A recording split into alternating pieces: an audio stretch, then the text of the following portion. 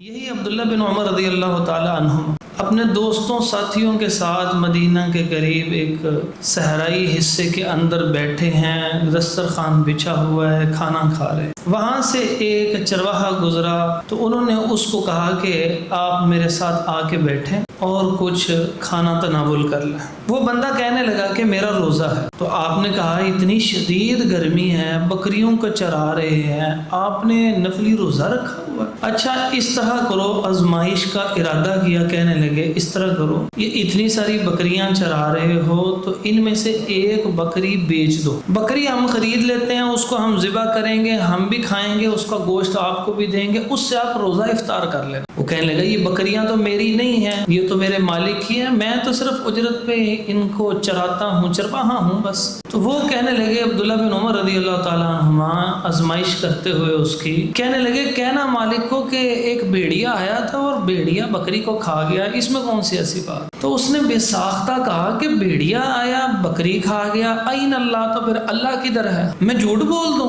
N اللہ، یہ کہہ کے اس نے آسمان کی طرف دیکھا اور چل پڑا اور یہ تکرار کر۔ عبداللہ بن عمر رضی اللہ تعالی عنہما نے اس کا یہ جواب سنا تو آپ بھی تکرار کرنے لگ پڑے، این اللہ، اللہ کہاں ہے؟ پھر کہ اس شخص کو اللہ کی رضامندی کا اتنا خیال ہے کہ یہ اتنی تپتی دوپہر کے اندر نفلی روزے سے ہے، اتنی مشکل مزدوری کر رہا ہے۔ یہ کوئی رمضان کے روزے تو نہیں تھے، اگر رمضان کے روزے ہوتے تو وہ خود کھانا تو نہ کھا رہے ہوتے۔ تو یہ نفلی روزے بھی رکھ رہا ہے اور اس کو اللہ رب العزت کا اتنا ڈر ہے کہ یہ میں اپنے مالک کی بکریوں کو بہانا ہو سکتا تھا، پھر بھی میں کوئی اس میں خیانت نہ کروں۔ تو یہ کہیں جا رہے ہیں اور روئی چلے جا رہے ہیں، کہیں جا رہے ہیں، این اللہ، رو رہے ہیں۔ آخر جب مدینہ پہنچے تو پوچھا کہ اس چرواہے کا پتہ کرو۔ چرواہے کا پتہ کیا کہ فلاں اس کا مالک ہے، اس کو بلایا، اس کو کہا کہ یہ چرواہا اور بکریاں مجھے فروخت کر دو، کتنے پیسے؟ اس نے پیسے مانگے، آپ نے ادا کر دیے اور اس کو کہا کہ بلا کے لو۔ اب وہ چرواہا آیا